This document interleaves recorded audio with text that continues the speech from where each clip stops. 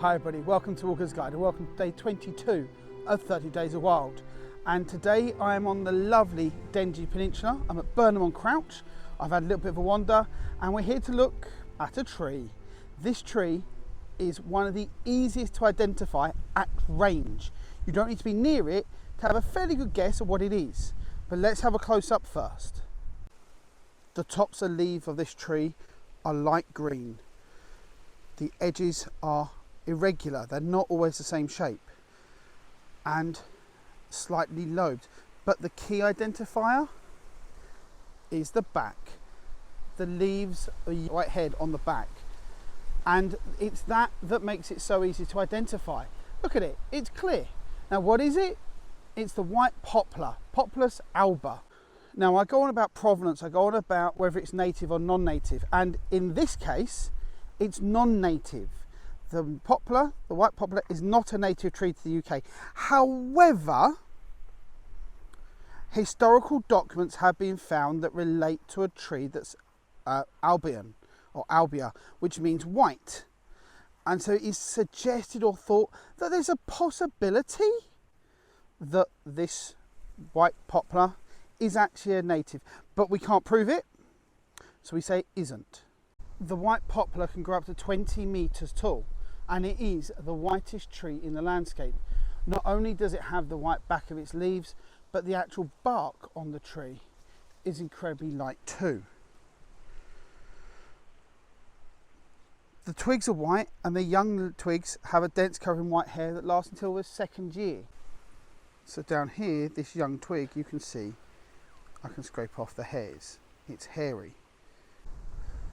White poplar is dioecious, which means that you get male and female trees, and the female trees have catkins as do the male. The male catkins are red and the female are a yellowy green.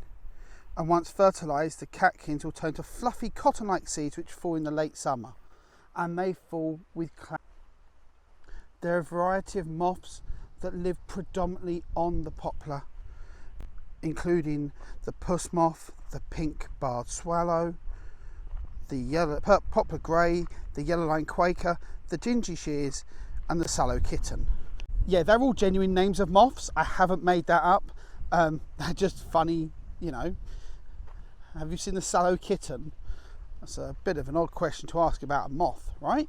Now, as the white poplar is originally from Morocco and Iberian Peninsula, it likes growing near watersides, which is not surprising as I'm currently stood next to the River Crouch on the Dengie Peninsula. And in ancient Greek mythology, the white poplar is actually consecrated to Hercules, and people making sacrifices to Hercules would be given a crown made of white poplar leaves. On the trunk of the white poplar you can see some small black diamonds. These are called lenticles, and they're an area where the tree can stretch but also allow oxygen to move through the bark. And one of the big uses for the white poplar in the UK is actually as windbreaks, because they grow incredibly quickly from suckers. Indeed, I'm walking along a path here, and whilst next to me and above me there are some big white poplars, down there